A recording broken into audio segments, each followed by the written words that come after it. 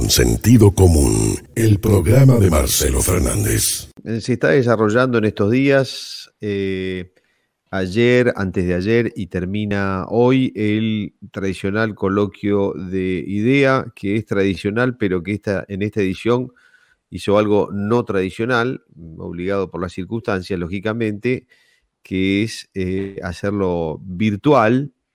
Pese a eso, se mantienen algunas costumbres, como es la encuesta que se hace entre los empresarios que participan. Yo ayer estuve viendo algunos paneles, estuve viendo el de justicia, que me pareció muy interesante, después les voy a comentar algunas cosas de eso. Pero bueno, estábamos hablando de la encuesta que se hace entre empresarios, en donde se mide un poquito, no sé si el humor o el punto de vista de cómo están las cosas y cómo van a seguir. Participa habitualmente en esa encuesta la consultora D'Alessio Airol, y también participa nuestro amigo, el economista y director de Perspectivas Económicas, Luis Seco, en revisar esos números y lo que quiere decir y qué esperan los empresarios que participan de lo que pasa en la Argentina. Y lo tenemos a Luis con nosotros para conversar un poco de esto, entre otras cosas. ¿Cómo te va, Luis? Buen día, qué gusto saludarte. ¿Cómo estás? ¿Qué tal, Marcelo? Buen día, sí, un gusto, hace tiempo que no grabamos. Hace rato, sí, que bueno, que no nos podemos ver, porque vos quedaste allá, yo quedé acá, pero que tampoco hablamos. Bueno, participaste ayer de esto que es la encuesta, como cada año, la encuesta que se hace en IDEA. ¿Nos puedes contar, grosso modo, qué viste, qué te parece? Mira, es uno de los...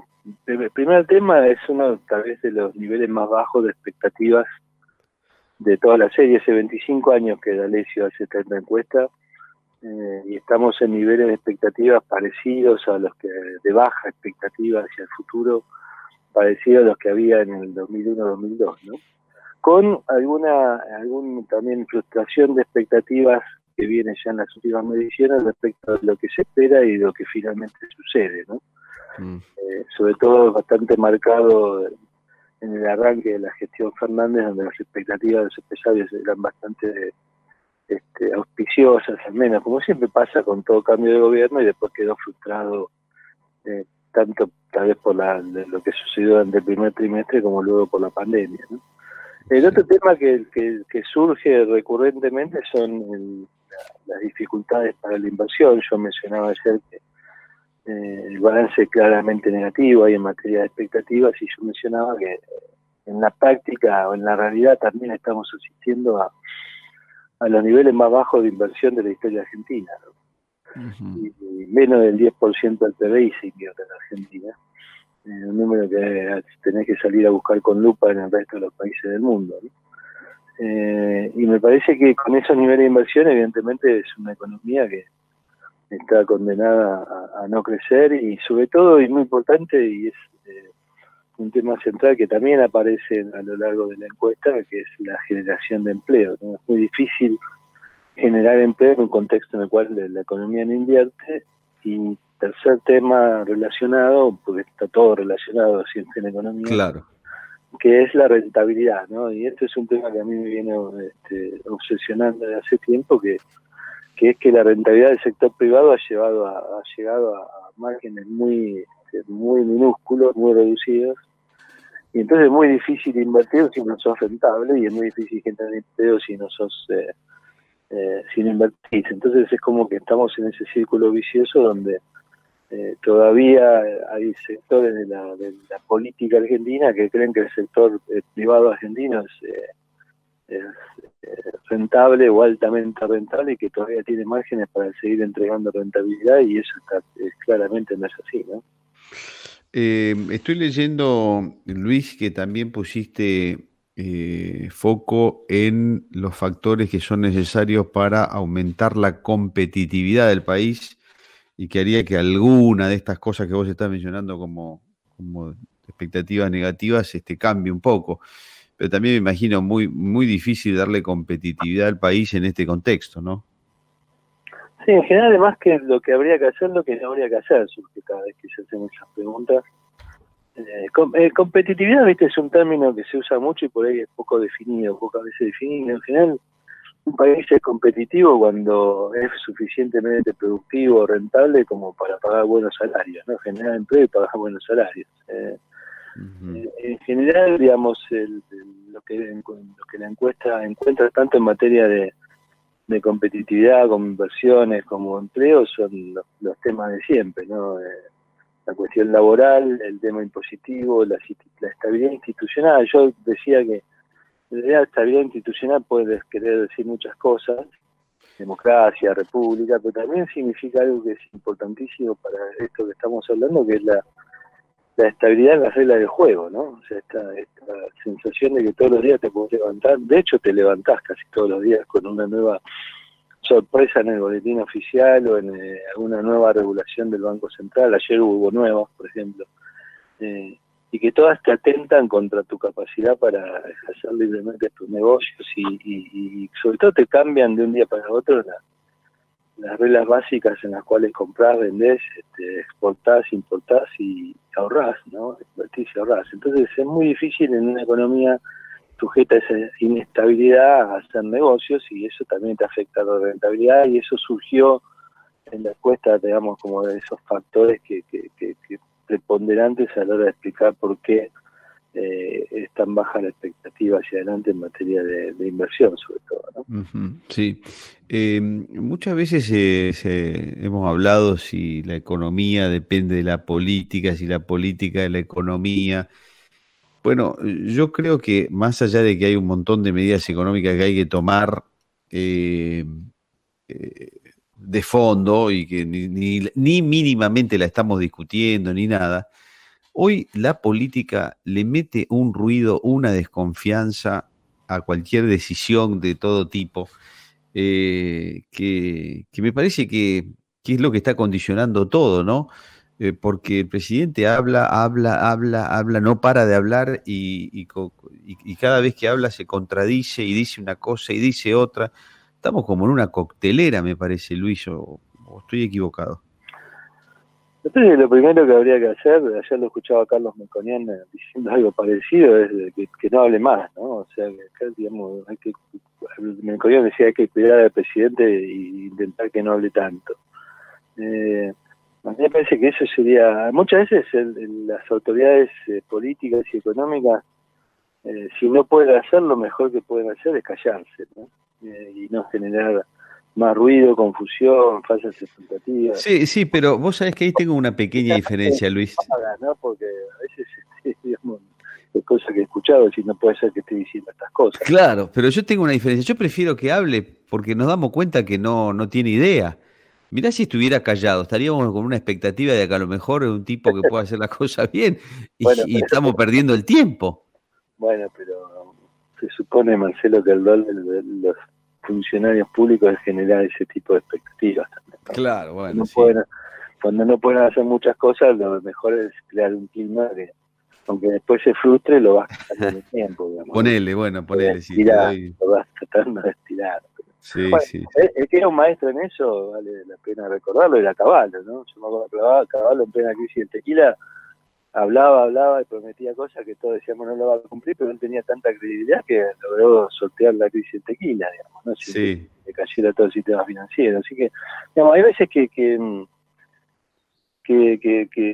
es un rol complejo, digamos, pero en la formulación del relato, de lo que se dice, lo que se hace y demás, es clave cómo se afectan las expectativas. Argentina hoy está en una crisis de expectativas, producto de varias incertidumbres que provienen de la macroeconomía y ahora también de la política. El punto tuyo es central, porque dentro de todo, digamos, porque los primeros 100 días son de luna de miel, o sea, el primer trimestre, a pesar de las malas noticias económicas, la política no había surgido como un tema. Después vino la etapa de gloria, si querés, de la cuarentena, pero ahora se agotó. Empezó con el fuego amigo, lo que se llamó fuego amigo, y ahora está todo cuestionado el poder presidencial. Ahora, la política por ejemplo, en la encuesta también surgía, ¿viste? Era como que nadie espera demasiado de los consensos, los acuerdos, el rol público-privado.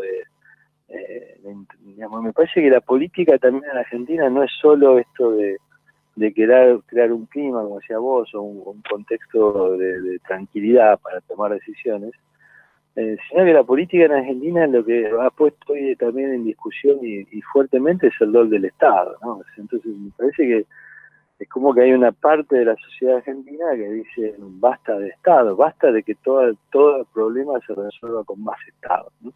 Sí. Y eso estaba, me parece que es también cuando uno dice el problema político de la Argentina, es que uno ve que no hay muchas voces que de alguna manera se ocupen del sector privado, como te decía antes, de favorecer o de hablar en favor de la rentabilidad del sector privado. Parece mala palabra que el sector privado gane plata, ¿no?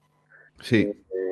Y me parece que eso no está bien, y eso también es como que te baja por completo las expectativas que tenés hacia el futuro, ¿no? Entonces yo creo que ahí hay un rol que hay que cumplir, pero no alcanza solo con un relato, no solo alcanza con cambiar los nombres de la gente que comunica, no es un problema de...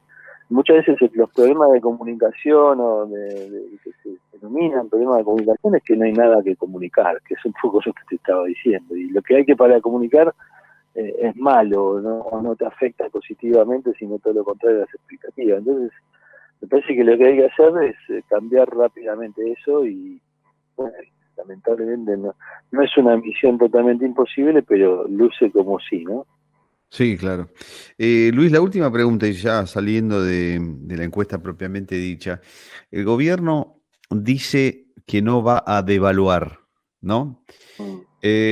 Hace una semana, 10 días, sacó una serie de medidas que no funcionaron, se veía venir que no iban a funcionar. Ahora ayer mueve un poquito la tasa de interés de manera casi insignificante, con el ánimo de tratar de que la gente que tiene pesos, en vez de correr al dólar, corra a la tasa. No, sinceramente, no creo que eso pase. Está empezando a trabar importaciones. Es decir, si no hay una devaluación acá, ¿qué pasa? ¿Cómo sigue la película? ¿Que se traba todo? ¿Nos importa más? Contame cómo Bueno, sigue la película, no sé, no la entiendo.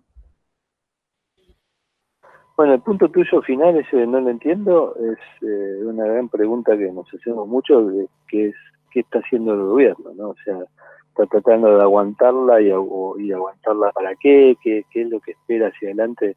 Digamos, esperar un milagro, milagros no hay en economía, ¿no? Y el tiempo no te arregla los problemas, muchas veces te los complica.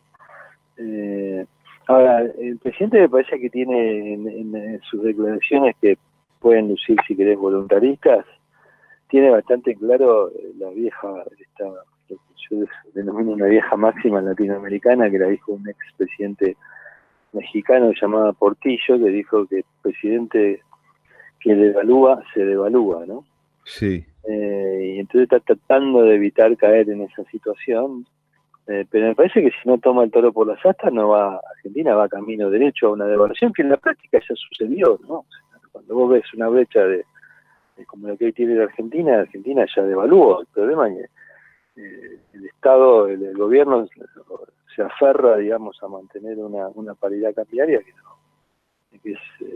no es la que, o sea, no es la que le asegura a los argentinos estabilidad. Entonces, siempre vamos a estar bajo la expectativa esta, como bien mencionabas vos, bueno, ¿cuándo se devalúa? Y bueno, podés vivir, no se pueden tomar decisiones económicas en ese contexto, siempre esperando que suceda algo. Que pase algo, claro. No va a suceder. Entonces, con estos niveles de brecha, la economía obviamente se frena. Mira, la evidencia empírica de Argentina, para los más jóvenes que escuchan el programa, hemos tenido el periodo de brecha de 200, 300%, ¿no? O sea, mucho más alta de las actuales. Y, digamos, el país sobrevivió, sí, de hecho acá estamos, no se terminó el mundo, pero lo que muestra que esos periodos de brecha muy alta, que fueron básicamente de la segunda mitad de los 70 y los 80, Argentina no creció. No. O sea, es bastante clara la evidencia. O sea, en esos 15 años que van del 75 al 80, Argentina creció cero. O sea, con volatilidad, ¿no? Algunos por ahí parecía que salías, no salías, te caías de vuelta. del 75 al 90, quise decir. Y entonces, y eso fueron periodos de brecha altísima. Entonces las actividades económicas se frena, eso es lo que ya sabemos, digamos. No podés convivir largo tiempo con una brecha, pero tal vez la gran diferencia ahora sea que la pobreza y el hambre y la inseguridad son fenómenos mucho más violentos hoy que en la Argentina de los 70 y de los 80, era otro tipo de inseguridad, la de aquellos años, si querés, y de inestabilidad, pero me parece que hoy la cuestión social pesa mucho más y yo creo que eso va a generar tensiones sociales y políticas que evidentemente no van a hacer que esto pueda durar demasiado tiempo, por lo menos no en los niveles actuales. Por ahí el gobierno está pensando que con algún saltito, como decía el Banco Central, dejando que haya más volatilidad, puede resolver el tema, pero no hay ninguna evidencia, ninguna experiencia histórica en Argentina en la cual se haya podido manejar una brecha de esta magnitud, ¿no? Claro. Luis, me alegro de haber conversado de nuevo con vos, te mando un gran abrazo. Bueno, un placer, Marcelo. Y muchas gracias, el placer fue mío, muy amable, gracias. Bueno, hemos conversado con Luis Seco, que es economista, es amigo aparte, y ayer participó en el coloquio de IDEA junto con D'Alessio, el